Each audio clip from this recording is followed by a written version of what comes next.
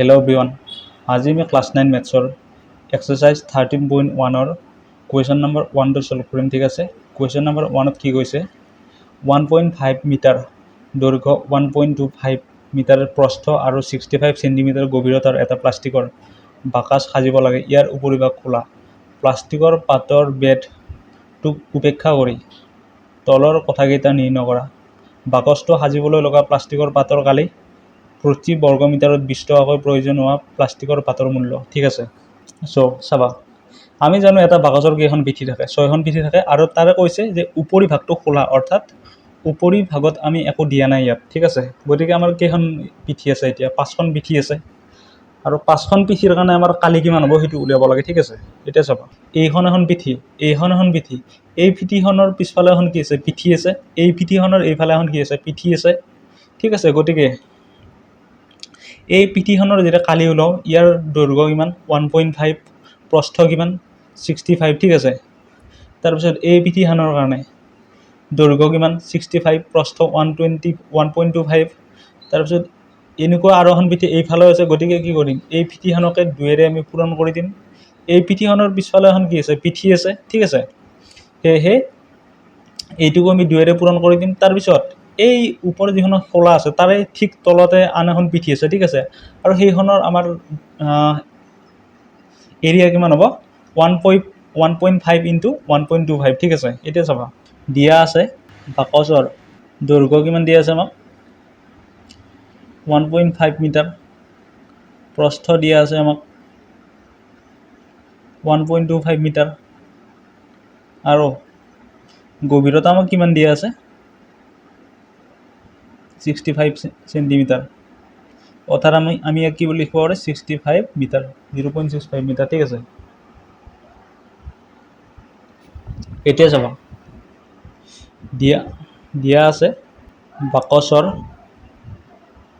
উপৰিভাগ কি খোলা। ঠিক আছে, উপৰিভাগ খোলা, এতেকে সম্পূৰ্ণ পৃষ্ঠকালি কিমান হ'ব, সম্পূৰ্ণ পৃষ্ঠকালি হ'ব এনেকুৱা দুখন পিঠি আছে, গতিকে 2 ইনটু, ঠিক আছে, 2 ইনটু ইয়াৰ দৈৰ্ঘ্য কিমান, 1.5, ইয়াৰ উচ্চতা কিমান, 0.65। ঠিক আছে, প্লাছ এনেকুৱা কি আছে, দুখন পিঠি আছে, গতিকে 2 ইনটু 1.25 ইনটু 0.65, কাৰণ কিয় এইটোৰ যদি আমি পৃষ্ঠকালি ওলাওঁ 1.25 ইনটু 0.65 হ'ব। ঠিক আছে, 0.65 প্লাছ এইখনৰ তলত এখন কি আছে, পৃষ্ঠকালি আছে, গতিকে তাৰ দৈৰ্ঘ্য কিমান, 1.5 ইনটু, তাৰপিছত তাৰ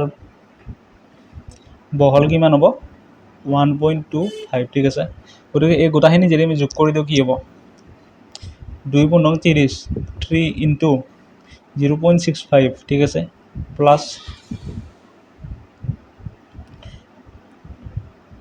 2.5 ইনটু 0.65। ঠিক আছে, প্লাছ 1.5 ইনটু 1.25। ঠিক আছে, এতিয়া এই গোটাখিনি যদি আমি ছল্ভ কৰি কিমান পাম, 5। ঠিক আছে, গতিকে কিমান পালোঁ আমি, 5.45 মিটাৰ স্কুৱেৰ। ঠিক আছে, গতিকে আমি টোটেল পৃষ্ঠকালি কিমান পালোঁ, 5.45 মিটাৰ স্কুৱেৰ। ঠিক আছে, তাৰপিছত সুধিছে আমাক, এইটো হ'ল এনচাৰ 1। তাৰপিছত 2ত কি সুধিছে, প্ৰতি বৰ্গমিটাৰত যদি 20 টকা হয় প্ৰয়োজন হোৱা প্লাষ্টিকৰ পাতৰ মূল্য, 2 নম্বৰ, এইটো 1 নম্বৰ। ঠিক আছে, প্ৰতি মিটাৰ স্কুৱেৰত 20 টকাকৈ হ'লে আমাৰ কি হ'ব, 5.45 মিটাৰ স্কুৱেৰত টকাৰ প্ৰয়োজন হ'ব, কিমান হ'ব, 5.45 ইনটু 20, 0.90, 2 × 5 = 10, 109 টকা। ঠিক আছে, এইটো হ'ল আমাৰ 2 নম্বৰ এনচাৰ। ঠিক আছে, গতিকে প্ৰতি মিটাৰ স্কুৱেৰত যদি 20 টকাকৈ হ'লে 5.45 মিটাৰ স্কুৱেৰত টকাৰ প্ৰয়োজন হ'ব, 5.45 ইনটু 20, টোটেল কিমান হ'ব, 109 টকা। ঠিক আছে, তাৰপিছত কুৱেশ্যন নম্বৰ 2ত কি কৈছে, এটা কোঠাৰ দিক প্ৰস্থ আৰু উচ্চতা ক্ৰমে 5 মিটাৰ 4 মিটাৰ আৰু 3 মিটাৰ। প্ৰতি বৰ্গমিটাৰত 7.5 টকাকৈ কোঠাটোৰ বেৰ আৰু চিলিঙত চূণ লগোৱাৰ খৰচ নিৰ্ণয় কৰা। ঠিক আছে, এতিয়া চাবা বেৰ আৰু চিলিঙত অৰ্থাৎ কি আমি মজিয়াত ৰং কৰিব নালাগে। ঠিক আছে, এতিয়া চাবা কুৱেশ্যন নম্বৰ 2 এনচাৰ আমাক দিয়া আছে দৈৰ্ঘ্য দিয়া আছে আমাক 5 মিটাৰ, প্ৰস্থ দিয়া আছে আমাক 4 মিটাৰ আৰু উচ্চতা দিয়া আছে আমাক কিমান 3 মিটাৰ। ঠিক আছে, এতিয়া প্ৰতি বৰ্গমিটাৰত 7.5 টকাকৈ কোঠাটোৰ বেৰ আৰু চিলিঙত। এতিয়া চাবা আমাৰ ৰুম এটা কি বাকচৰ দৰে হয় না নহয়। ঠিক আছে, বাকচৰ এটাৰ কেইখন পিঠি থাকে, 6খন পিঠি থাকে। ঠিক আছে, এইটো ধৰি ল'লোঁ আমাৰ এটা ৰুম। ঠিক আছে, এইটো ধৰা আমাৰ এটা ৰুম। এতিয়া কৈছে আমি ইয়াৰ 4খন বেৰ আৰু চিলিঙত লগাব লাগিব, অৰ্থাৎ কি আমি মজিয়াত ৰং কৰিব নালাগে। গতিকে আমি 5খন পিঠিৰে কি ওলাম কালি ওলাম। ঠিক আছে, মজিয়াৰ কালিটো আমি ওলাব নালাগে, আমি কিহৰ কালি ওলাম এইখন পিঠিৰ এইখনৰ আৰু এইফালে যোনখন আমাৰ এইফালে আছে সেইখন পিঠিত ওলাম। ঠিক আছে, এতিয়া চাবা এতেকে ৰং কৰিবলগীয়া মুঠ কালি কিমান হ'ব 2 ইনটু। ঠিক আছে, এইটো ধৰা আমাৰ দৈৰ্ঘ্য 5। ঠিক আছে, এইটো ধৰা আমাৰ উচ্চতা আমাক কিমান দিয়া আছে 3 দিয়া আছে। তাত প্ৰস্থ আমাক কিমান দিয়া আছে, প্ৰস্থ আমাক দিয়া আছে 4 মিটাৰ। ঠিক আছে, এতেকে 2 ইনটু এনেকুৱা দুখন বেৰ থাকিলে আমাক কি হ'ব 3 ইনটু 4 প্লাছ এনেকুৱা আমাৰ এখন আছে, ওপৰৰ ফালে আমাৰ চিলিংখনে অকল আছে। ঠিক আছে, গতিকে 5 ইনটু কি হ'ব 3 হ'ব প্লাছ এনেকুৱা দুখন আছে, এইফালে এখন আছে এইফালে এখন আছে। গতিকে 3 ইনটু 2 ইনটু 3 ইনটু কি হ'ব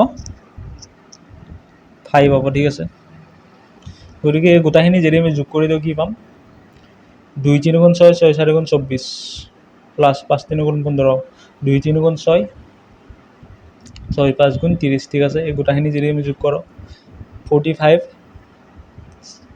65 69। ঠিক আছে, মিটাৰ স্কুৱেৰ। এতিয়া প্ৰতি বৰ্গমিটাৰত 7.5 টকাকৈ হ'লে মুঠ টকাৰ প্ৰয়োজন হ'ব কিমান হ'ব 69 ইনটু 7.5। এইটো যদি আমি ইয়াত পূৰণ কৰি চাওঁ 69, গতিকে এইটো হ'ল আমাৰ এনচাৰ। ঠিক আছে,